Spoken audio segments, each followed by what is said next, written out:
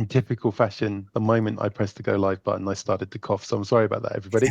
Welcome to our little webinar tonight about how to bake AI into your MVP from the start. Not how to bake Christmas pies, not how to make Christmas pudding, but how to bake AI into your MVP from the start. We've got Matt here, the CTO in residence, is going to lead things, and we've got Kev here, who's joining from FlowmoCo, and he's going to talk about some other stuff to do with a bit more depth around some AI implementations that he's been doing. But you know, Matt, this is obviously a very hot topic, and anybody who's looking at building a startup, you know, maybe they're exploring a few things over Christmas or something and want to pull an MVP together. What guidance do you have for them, mate? Yeah, it's very much a hot topic, and I was actually some of the basis of what we're going to talk about tonight was actually part of a talk that I gave earlier in the year, and I was kind of prepping for this, and I pulled my slides up from that talk, and I was like, most of this is out of date now. Oh my goodness! If even you're getting out of date quickly, yeah, that's crazy for me, right? Yeah, you really do kind of have to keep up to date with these things, and I think the way I've tried to frame this is thinking about it as how do you kind of bake AI into your startup and MVP, and I think there's three kind of categories that we're going to kind of explore in a bit more depth. So I think there's building your MVP. So there's tools out there now where you can almost end to end build your MVP using AI tools. And this is going far beyond things like bubble.io, right? This is a whole different food group. Yeah, it's a bit of an important differentiator between those low code and no code platforms, because you're not kind of platform locked into those platforms after. It's actually generating the underlying code that you can take away and do what you want with afterwards. So we're going to dive into those a little bit more, and that's kind of building. And then we're going to kind of spin over to kind of how can you use AI to innovate and improve your product. So it's kind of spotting those tangible use cases. It's not just stick an AI agent on the page that's going to be like a chatbot, because that's kind of the go-to that everyone's doing. But there's more effective ways that we can use AI within our products. And then the third way is optimizing. So you're a founder. There's one of you, maybe two of you if you're lucky, maybe three if you're really lucky. So you're a small team. How can you optimize your output, basically? So how can you leverage AI to really get more out of a small team? So those are the three categories. But we're definitely going to be chipping in a little bit more in the third category than the first two, because that's more my day-to-day. The middle one, it feels like I might be looking for some help there with the Canopy site and some other things you're going to come up with. Kev, what are you going to talk to us about later on in the webinar? Yeah, so a slightly different approach to the topic, in that we're techies, a team of techies. So we just spend our time building software. Yes, building software, and we have started to try and understand how we can incorporate AI into the products that we're building. So rather than, I think every developer who's not scared of AI has been using AI to accelerate their ability to write code. But how can we incorporate specifically large language models into the products that we're building? And we've been playing with that for some months, and it's been an interesting journey. I think there's definitely overwhelm opportunities for almost anybody involved in the arena. So just going to share a few of our learnings from the last few months as developers looking to incorporate Gen AI into the products that we're building. It's been perfect. Fun. And so we're going to get some screen shares from both of you, right? We're going to be able to see some real products, and people are going to be able to look at that and say, okay, that's kind of what I'm interested in, right? I think it's the intention. Okay, Yeah. Now remember, I'm fairly geeky, but my geeky goes like Fortran and Ada days, right? So don't go too crazy. Yeah, you see, he laughs at me with his Python face right there. Come on, bring me in is what I'm saying. Bring me in. In fact, treat me as the non-technical founder for the webinar, right? For the purposes of this, because there will be some people watching this who are non-technical founders, and they're wondering how to do this themselves. As you say, Matt, 2 or 3 co-founders is actually the one that's missing most of the time in the teams that we see, is the technical co-founder. So I think it's a big moment to sort of see how much can AI help the non-technical people actually get into the game. Yeah, no, right? Definitely. So probably going to start with build, because that kind of feels like a sensible place to start. And I think we've all got a little bit to bring to the party when it comes to build. So in terms of build, my mind kind of really goes all the way back to how can we we actually start the whole process from the beginning? So there's lots of AI tools out there, but before you even get to the point where you're going to write a line of code, if you are a developer, or kind of engage in a product, so there's AI tools and platforms out there that can help you with your research, so your idea validation. So I think it's thinking about how can you actually utilize AI early on in there. So again, at the end of this, we're going to send out an email, because I'm going to talk. There's going to be a lot of links that I'm going to throw at you, and I think it's best that we kind of collaborate on them at the end. So one for people to look at is Glimpse. So there's a product called Glimpse, and that can basically facilitate some of your user research. So I think that's this one, right? Yeah, that's that one. Yeah. So again, there's lots of these kind of tools out there. It's kind of researching the ones that you feel are going to offer you kind of gaps in your knowledge. So it's kind of augmenting yourself as a founder. Obviously, going out there and speaking to people, that's still going to be a fundamental one. But when it comes to kind of competitor research and stuff like that, some of these AI platforms will actually go out there, research competitors, look at their websites, figure out what they're doing, figure out their messaging, positioning. Easy for you to say, buddy. Easy for you to say. It is 6 o'clock on a Wednesday, and kind of feed that back in a single area, so that it's all very easy to digest and you can make some decisions on it. Other things that you might want to be doing, like business plans. Kind of, you're a startup, you want to focus on delivering value. Sometimes business plans are a bit of a pain in the arse. I think any kind of tools out there that can help and facilitate those. There's AI platforms out there, like this one called Venture Planner. So what sort of thing is this going to do for me, Matt? If I'm geeking out and having to put together a business plan today, is this literally going to give me a templated one with a few things related to me in it, or is it going to be so generic I can't use it, or what will it be? I think obviously with business plans, there's always been that ability to have kind of boilerplate or very templated business plans. What AI is doing on top of that is actually personalizing them based on content and context that you can feed it. So a platform like this, it won't be a vanilla business plan. It's actually going to intelligently work out kind of a business plan based on the information that you feed it. Again, it will be based on a template or a set of templates, but it will be personalized to your business case. Oh, we better ask Chloe about this, because she's had to do business plans for the masters and everything. Chloe, have you used a geeky tool like this? Have you circumvented a written process and just used an AI? I'm the worst person to ask when it comes to tech. Even though I'm Gen Z, I'm 25 in this like entrepreneurial world. I am so like tech agnostic. I don't really use it. I use ChatGPT a lot, and I use like integrations within like HubSpot and Canva. But something like this is really interesting to me because I just don't use it, and I think it's quite overwhelming. I never really know where to start or like which platforms to trust. So kind of looking to people like yourselves and within the entrepreneurship world to give me that advice, I guess. Yeah, brilliant. I don't think you should be worried about feeling overwhelmed by it. Something that always comes to mind when I hear people when they talk about the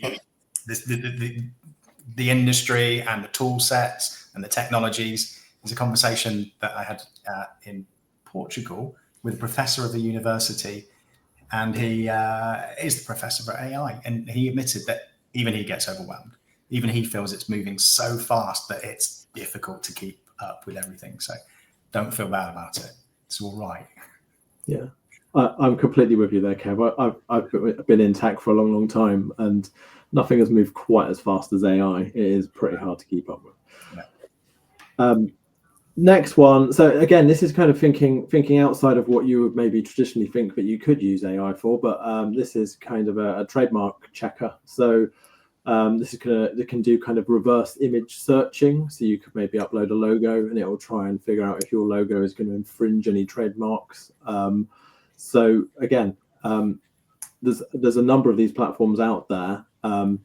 I haven't personally used this one. It looked fairly interesting and obviously a lot cheaper than a trademark lawyer. But again, I think the real sentiment is break down that process to creating a startup or an MVP and actually figure out what you can do in a non-conventional way utilizing AI services. I think the next one's actually quite a nice one to look at because it's more visual. So the next one is Looker. So once you've kind of got your business plan, your trademark sorted out maybe, and you're sure you're not kind of infringing any trademarks, you might want to think about the brand in terms of creating a brand. So looker.com is a nice one that will essentially facilitate creating a brand quite quickly. And there's always been lots of kind of brand builders out there online where you would just put kind of what you want, the name of your company and maybe a little bit about what you wanted in terms of the brand. But this has actually got quite a nice process that it will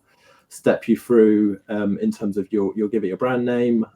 You can then click through and kind of choose what other logos you like the look of. You can then go through and kind of choose a color palette. And then basically at the end, it will spit out an AI generated logo that you can kind of tweak on the fly as well. So again, what does this cost, Matt? I can't see any pricing on the site so far, you can pretty much get to the end of it for free. I'm not sure whether costing actually comes in on it. I think maybe when you start personalizing stuff to quite a high level, but I managed to get quite a way through it and get a logo without having to put any credit card details in.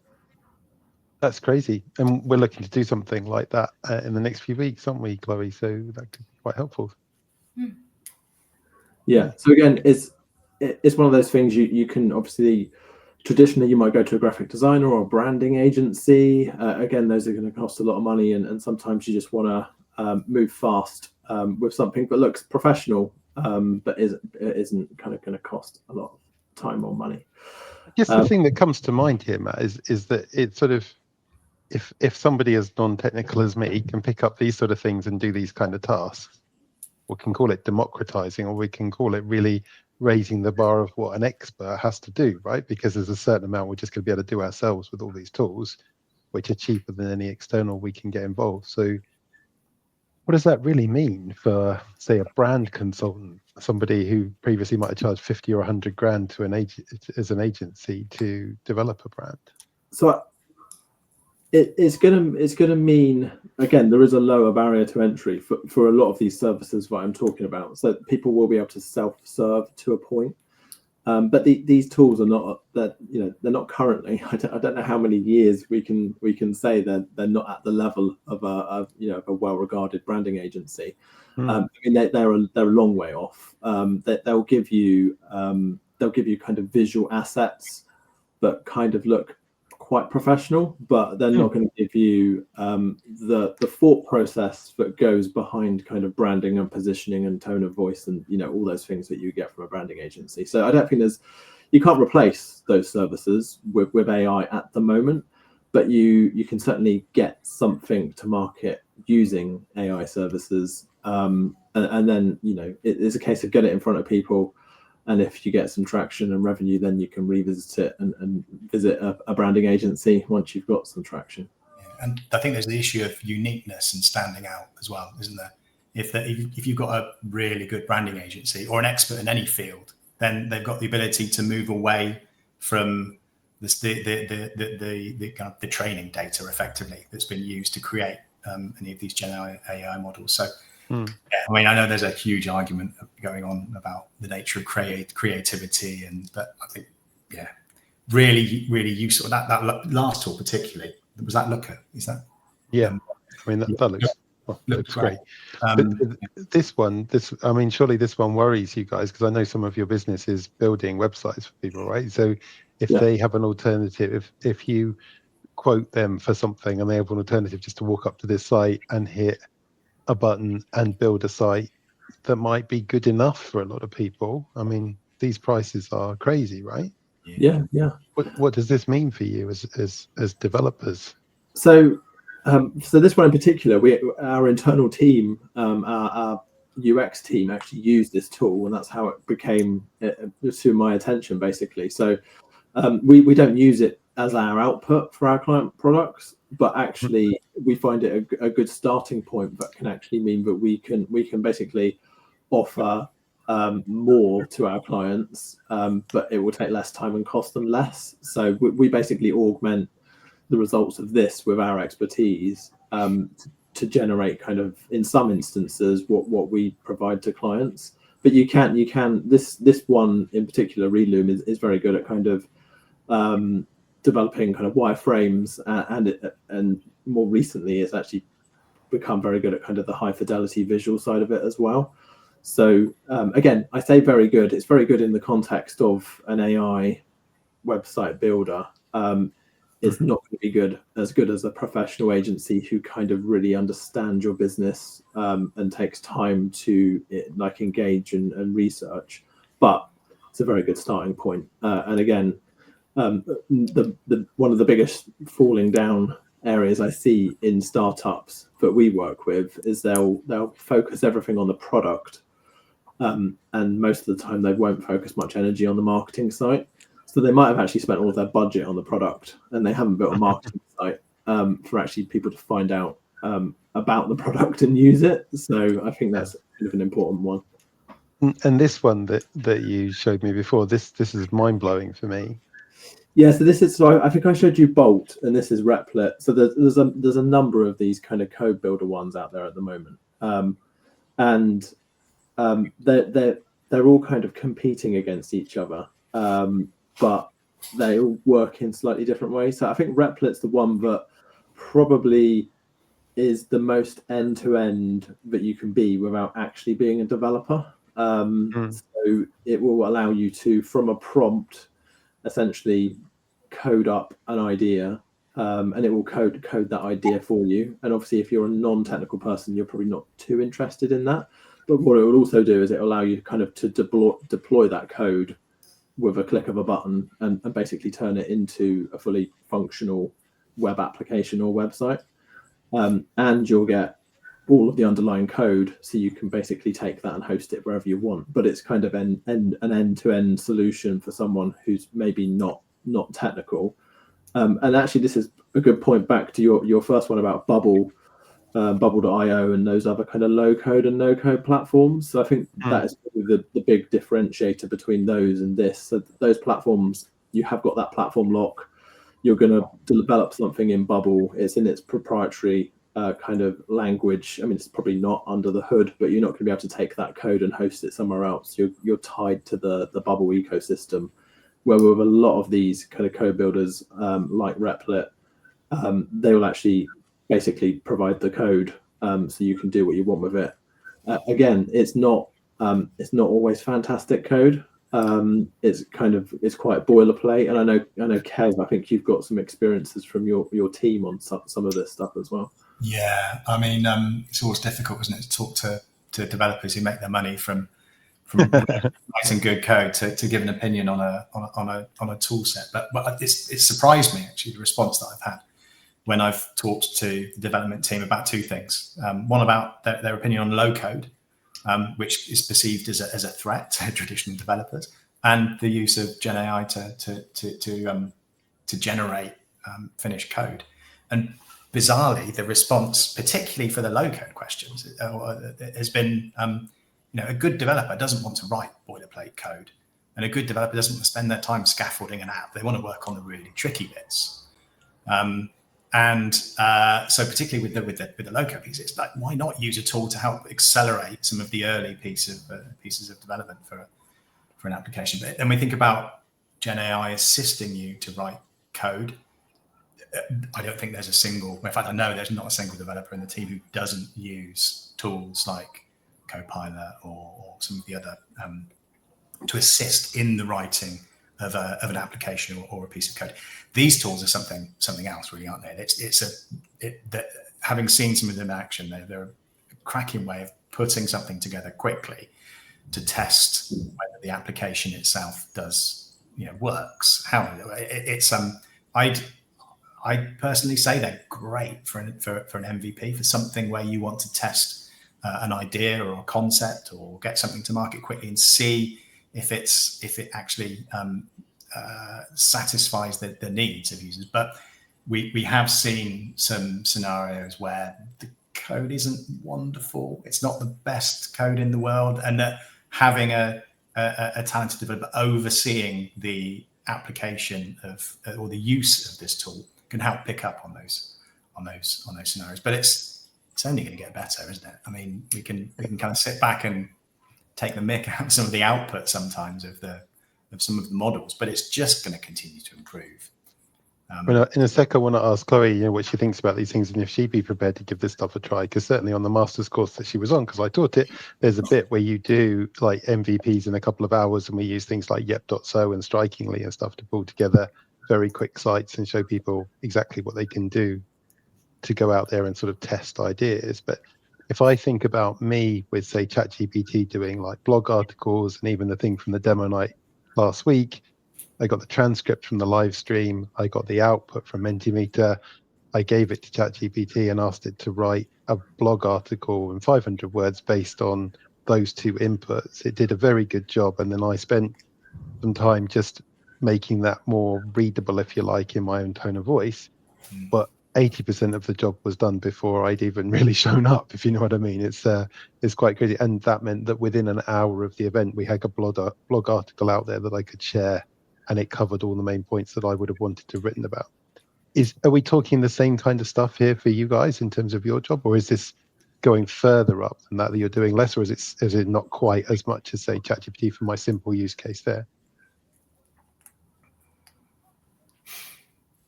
I think it is almost a complete end-to-end production of a piece of an application.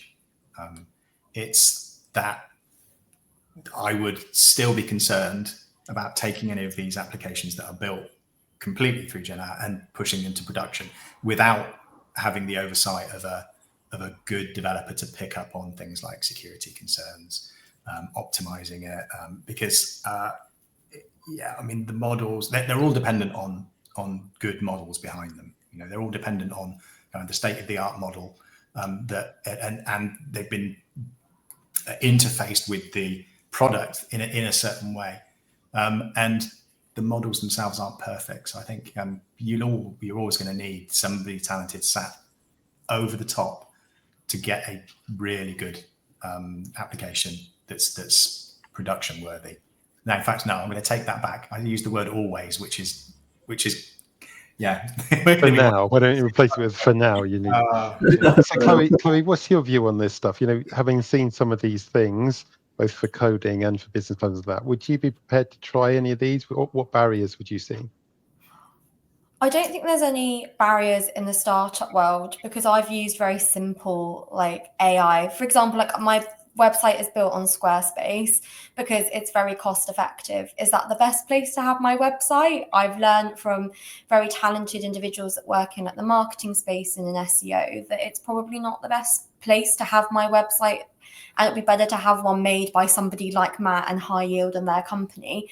But as a startup with not a lot of money, it's enabled me to get my product out there, my service out there, and for people to be able to find us. So I think it's similar to what Matt and Kevin were saying before, that actually just to get started and to test your idea with customers, all of these things are really valuable, but you can't be relying on them forever. It's very short term, and having those people that are smarter, that have got more experience than even the AI, because they actively work in this world of understanding customers and they are able to empathize in different ways.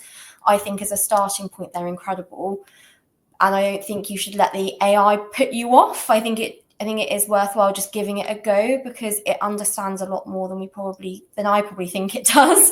Because it seems very clever when I use like the more simple things like ChatGPT. But especially as my business has grown, I'm definitely looking to more professionals and more willing and more able to pay for different services that maybe the AI can't achieve independently on its own. Okay. Thanks for that. I'm not going to go into that sort of rabbit hole of is it smarter or does it just appear smarter, but we're going to skip that for now. Matt, what's this Bolt one then? What's going on here? All of the ones that we've looked at over the last few slides, so Replit, V0, this is Bolt, there's also Cursor.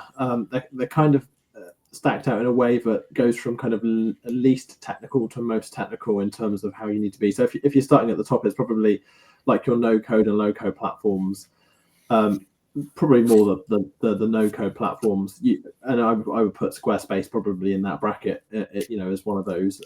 You can do those with almost no technical kind of skill set, and then as you start moving through, So Replit, again, you could do something because it's prompt based and you can host it and drive traffic to it without being a techie, but you do get the underlying code, so you can tweak it.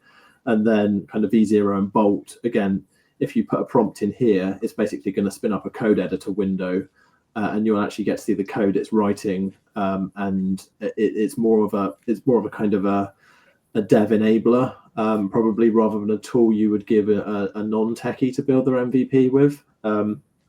So you can literally try it and it will spin something up. And then that would have been so good. you can I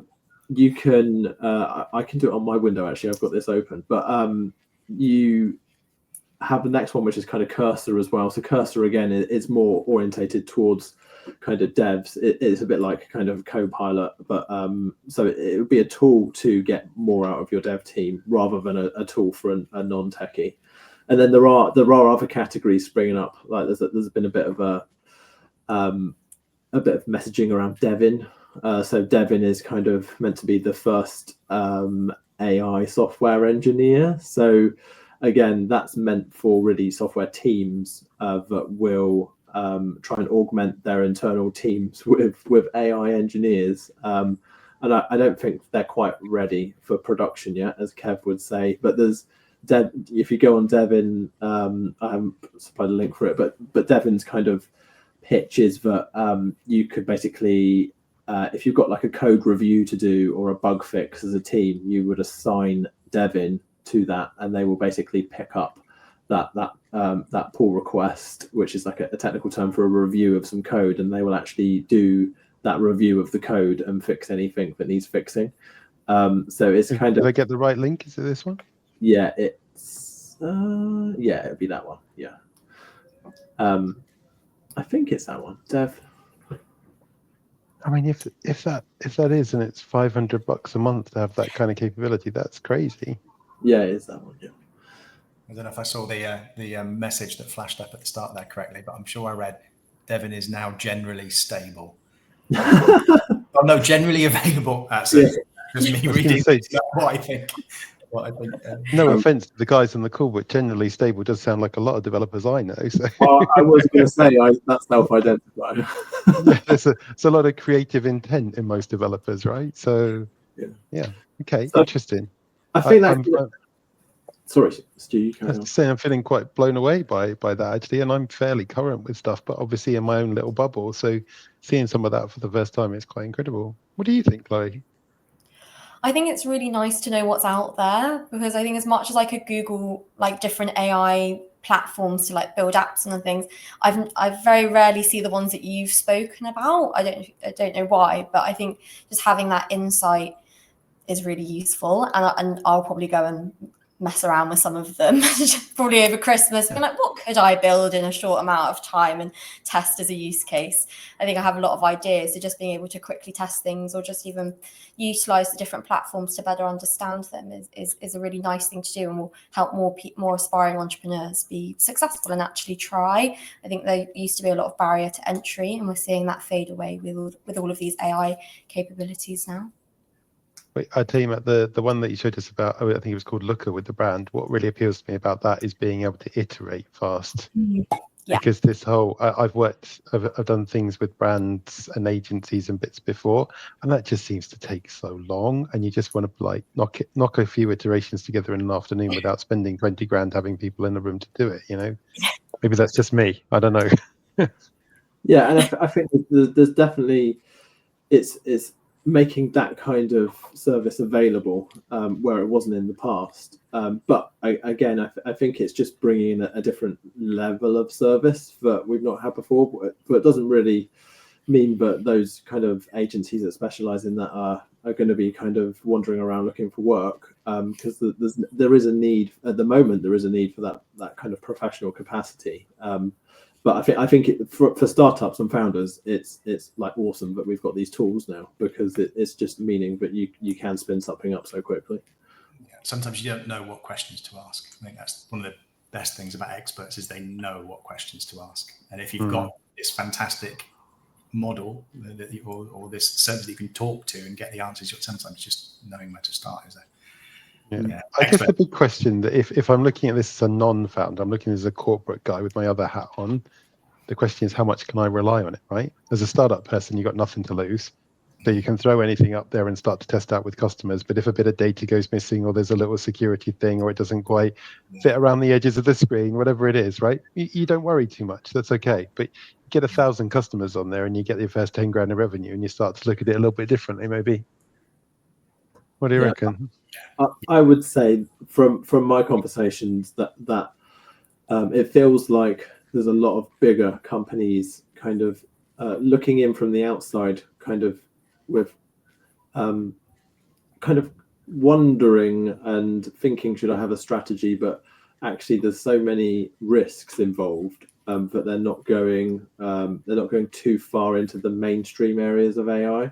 And I think that's probably where, and I think probably Kev, you probably know more about this for me because you probably deal with a lot more enterprise clients. But some of these open source LLMs are actually kind of the answer to some of these larger organizations' kind of perceived risks, because you essentially can take that model away from a big owned entity like OpenAI. They're not going to they can't get your data and use it in their training models. And that feels like because those kind of models are so readily available, they're going to maybe change that perception in the enterprise world, or make it more kind of low risk in the enterprise world. I'm not sure, Kev, what you there's a whole stack of things we can just spin off into there. We've I think around reliability, there's even just today, because one of the things I wanted to talk about was like a learning path.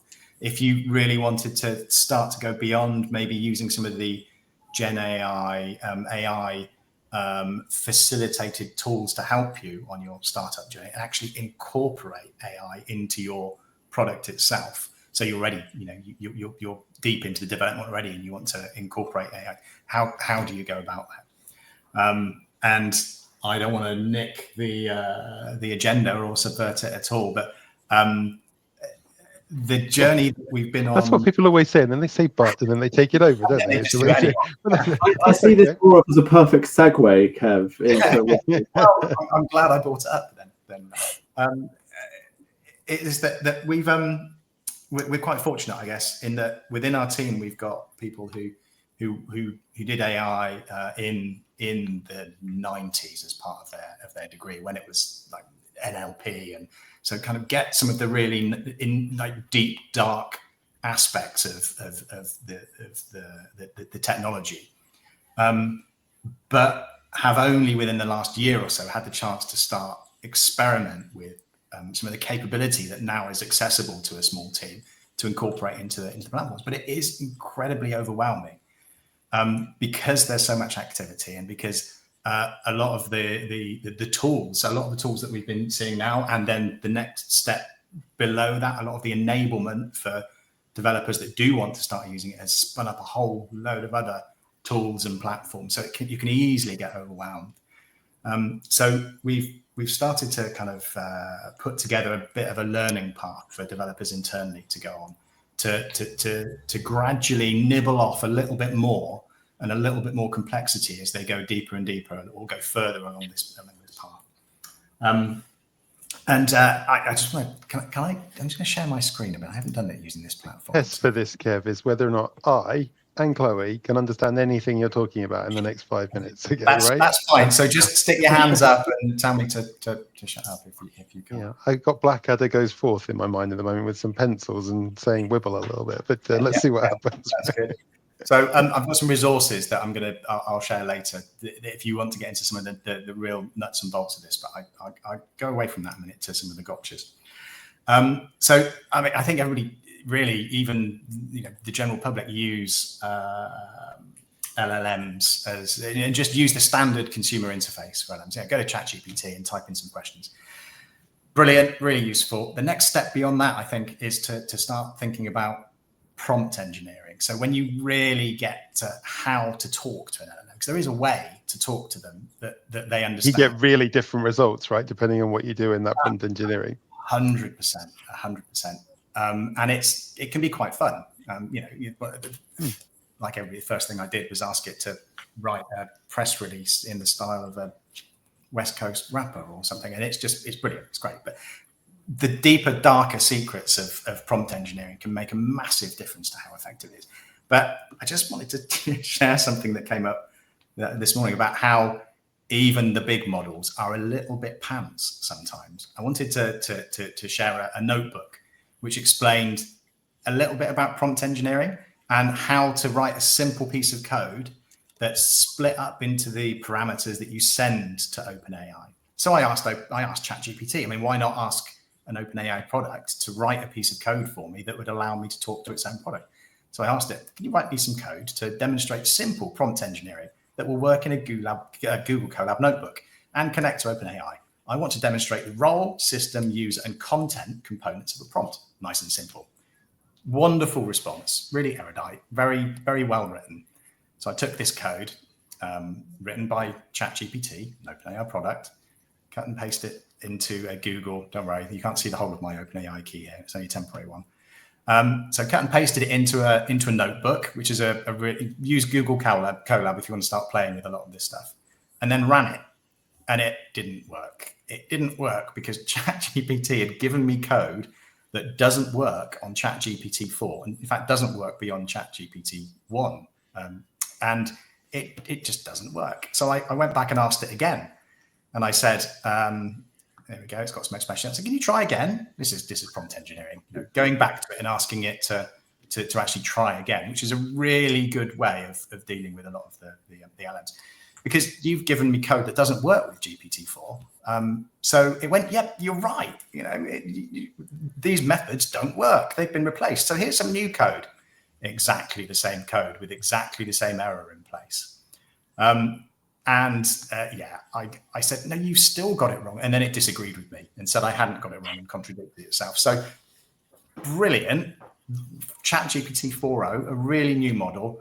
It can't write code that can connect to itself, which is great. So that's a little gotcha for you. This feels like a rabbit hole that's going to make you late for many meetings on the day that you start working this one through, right? Yeah, exactly. So I mean, we use models like this all the time to help accelerate things, but it just found it really almost ironic that it couldn't talk. It couldn't give me code that would enable it to talk to itself, which is great. But I'm going to go back quickly to the learning path again. I'll get it down in 30 seconds if I can. I think learning prompt engineering is a really, really good starter. Even if you're a non-techie, understanding how to work with an LLM and how to get it to respond in a way that is useful is incredibly important.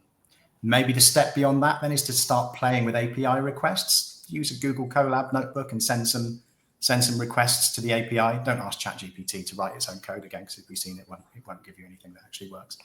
And then maybe play with spinning up a local model. With Gen AI, some of the really interesting bits, and you touched on this earlier actually, Matt, is some of the governance concerns around using a foundation, for want of a better term, SaaS model like ChatGPT or Gemini or around data privacy. So often running a local model can really help put those concerns to bed. And then playing with augmenting that model with knowledge that doesn't exist in its training data can be incredibly useful and really quite powerful. But again, there's some gotchas there which we've been discovering over the last few weeks. So I'm going to share another screen if I may. One of our clients is a charity that works with old or previously they were surgeons, specialists in knee surgery and knee problems. So we thought, brilliant, there's a stack load of content on their old site. Why don't we train or augment a local LLM with all the content that is in here? So there's 2,500 technical articles written about some really specialist stuff, right? Really sort of, yeah, okay. Yeah, really, you'd think that an open source model wouldn't know anything about this. So we did a lot of research into retrieval augmented generation, which is where you create a database off to the side of your model, and you encode all of your private data in a way that the model can understand, and you use a model to do that encoding. And then you do a search of that data as part of your prompt and send it to the model. It's a little bit more complex than just sending a request directly to the model, but this is what we found. I've run these ahead of time just because even this is running on AWS on one of the smallest GPU things. So with retrieval augmented generation, so that's if we send it the specialist knowledge about knees and knee surgery, we say, what operation might I need if I've got cartilage floating in my kneecap? Really nice response. You know, there's been a lot of engineering around making the response readable. Yeah, exactly. But there's not masses of detail there. I mean, it talks about OAT and microfracture surgery and marrow stimulation. Brilliant. You kind of think really, really specialist knowledge. And this is using, you can see at the top of the screen, it's a Llama 3.1, only the 8 billion model. It's not the biggest one. It's just the 8 billion one, which will run on a reasonable MacBook or a reasonable laptop, or it will run on one of the smaller GPU EC2 instances on AWS. Great, you know, the response, brilliant. We were thinking this works, this is great. But then we thought, well, let's try the same model, so Llama 3.18 billion, with no specialist knowledge sent to it at all. So none of the 2,500 articles from this medical site. And the response is brilliant. So even the unaugmented models, these smaller models, just know so much stuff, even about quite specialist surgical procedures. So yeah, I mean, 6 months ago, some of the smaller models might not have been trained with this data, but they're pretty capable, even the open source models, and their knowledge base is quite large to know about and patelloplasty. So it's fascinating, really fascinating to see that even a small model, bearing in mind you can get a 70 billion or 80 billion Llama model now as well. Okay. So yeah, fascinating. I think it's interesting because from a university perspective, I trained a chat GPT, your own GPT, with some of our text and webinars and stuff, and then got it to answer questions about entrepreneurship, and it came out like us.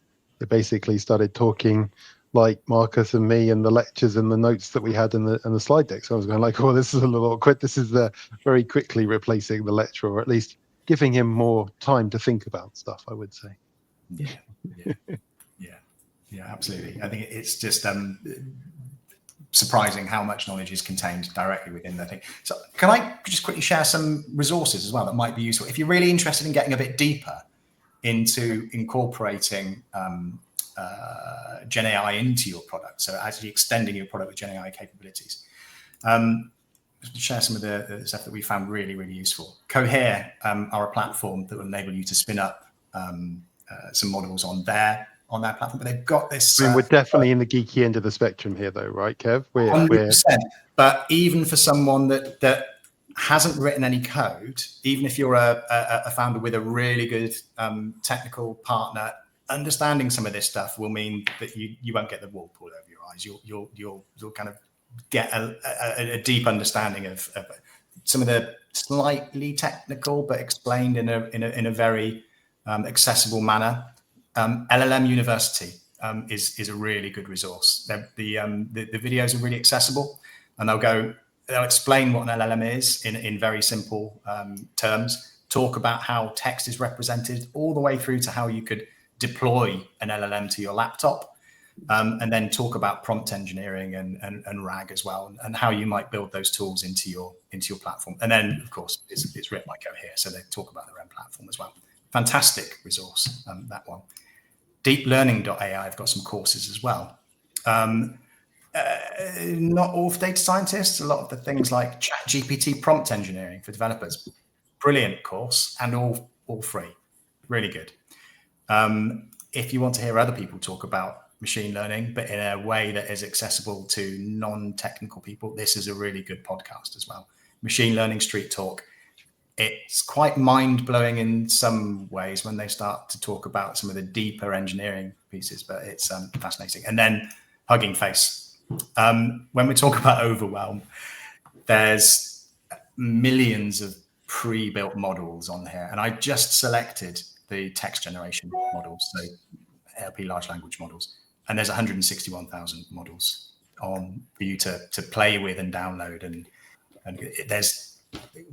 there aren't enough lifetimes for a geek like me to play with all of those, and they'll be rebuilt in a few months as well by the people behind this. But it's absolutely fascinating. So I'll share the links maybe, Stu, afterwards. But these are if you can send that to me an email, I'll include it in the blog article for people, so they've got all the resources. Okay, cool. Right, that's definitely we've gone from doing your own brand kit to 161,000 LLMs. Chloe, I'm going to ask you in a second what you think about all this, but I certainly feel like I've been on a journey in this last 45 minutes. What do you think, Chloe? I've definitely learned a lot, and I like what Kevin did in terms of like showing us how you can learn more about it, because I've never really known where to go. I want to learn more, want to be more knowledgeable, so that I don't want to be a coder, but like you say, to be able to understand and to be able to work with CTOs more effectively, I think it's a really good place to start. But yeah, it's definitely been a journey from like, this is how you can create a logo, to you could write code if you wanted to, but it's been super useful and interesting.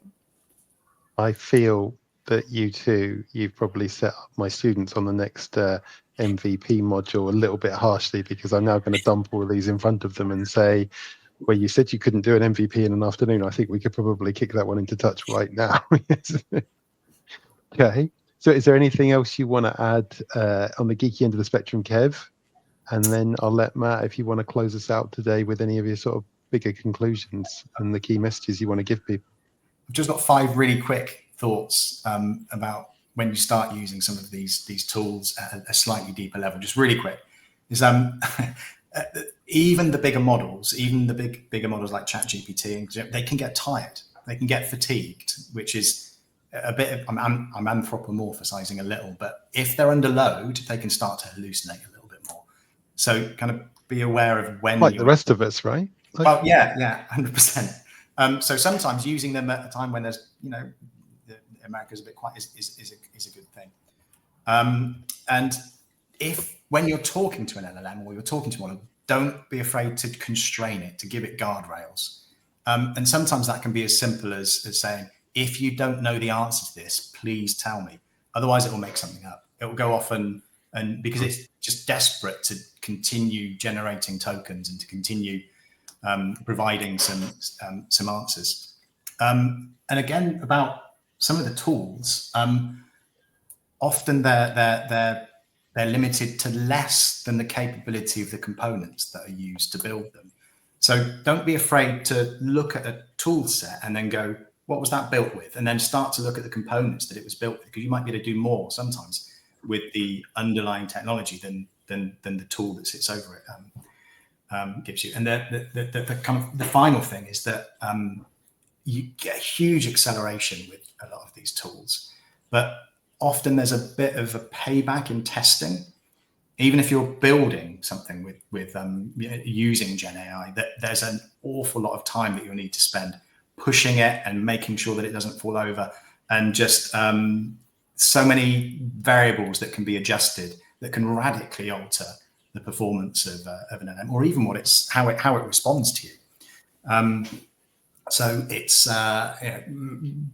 the time between development and testing has kind of gone from, anecdotally we've seen it go from kind of 1 to 2 on a normal to something like 1 to 10 when you're building with some of these tools. So it's great fun, but there are some slight shifts in the way that you need to think, which yeah.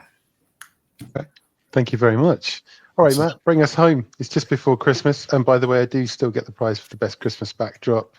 Just putting it out there. And the fact that I've been overwhelmed by Cornish representation today, I've still managed to hold my own. So come on then, give us the final conclusions. Yes, I think for a founder, it is genuinely an amazing time to be on that startup journey. So we've seen like a really broad kind of, like you said, we've gone from creating branding all the way through to thousands of LLMs that you can actually utilize. So I think in terms of when you're thinking about it as a startup, I think it's really focusing on, and this is not an AI problem. This is just a product problem. But when you're focusing on how to use AI, it's not using AI because AI is available to use. It's readily available. We see it everywhere, and you'll see some very lazy usages of AI in a lot of platforms. But as I said earlier, they will chuck their AI assistant on the screen.